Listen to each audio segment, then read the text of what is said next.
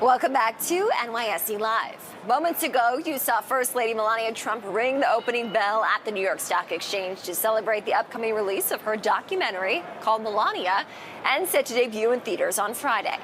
Joining me now with more is Seth Schachner, Managing Director of Strat Americas. Seth, it's great to have you on the show this morning, joining us from Los Angeles. This is a win for Amazon and Amazon MGM Studios. How so? Great to be here, Kristen. Good morning.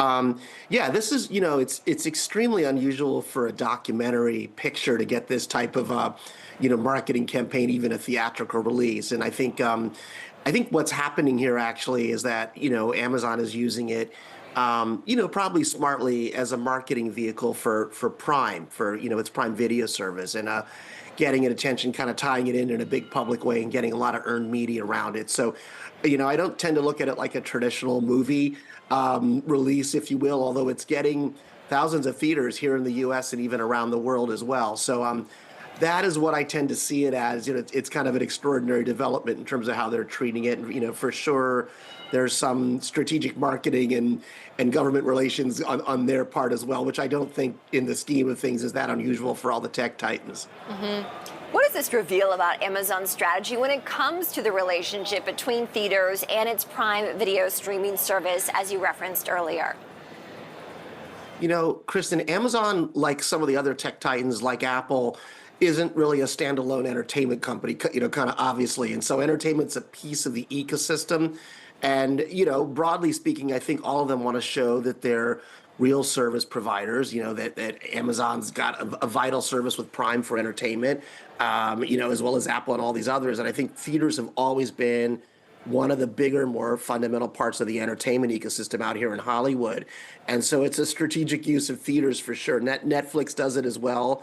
It's typically done in a more limited way, again, to kind of promote subscriber retention and growth around the Prime Video service.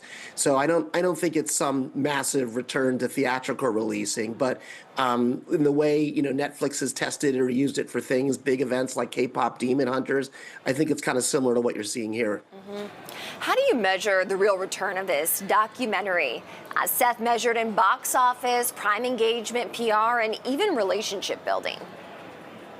I think it's probably the last three, Kristen. I don't think this is going to be something that's burning up the box office personally. And I think we've seen that from some of the ticket sales in the UK so far, the pre-sales. So, yeah, I definitely think it's just about strategic relationships. And I think, Spotify's got a record of doing this. So does Netflix in terms of big celebrity deals, perhaps on the other side of the political landscape with the Obamas or the Royals as well.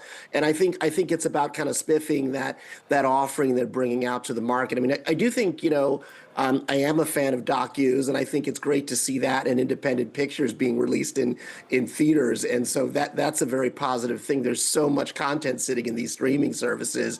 By all means, it's great if theaters can be a part of the mix. Seth, you're joining us here in January of 2026. What's your outlook for streaming this year and how it's matured over the course of the past few years? It's definitely a really different game than when we first started talking about, the streaming wars, 3 or 4 years ago, Kristen. I mean, it's all about engagement and profitability and cost management now. I think, a lot of the town now, whether it's because of a big merger we have out here or not, is actually focused on social media and YouTube as being probably the biggest thing in the landscape that's a competitive factor right now. So that's a really big piece of it. And I think that competition is only going to get fiercer. I think YouTube's only going to get bigger and more of a competitor. But, in the last year, Amazon has brought advertising into the fore, and that's a very real part of the business right now. So we're all watching that. I think that'll continue to grow in a big way.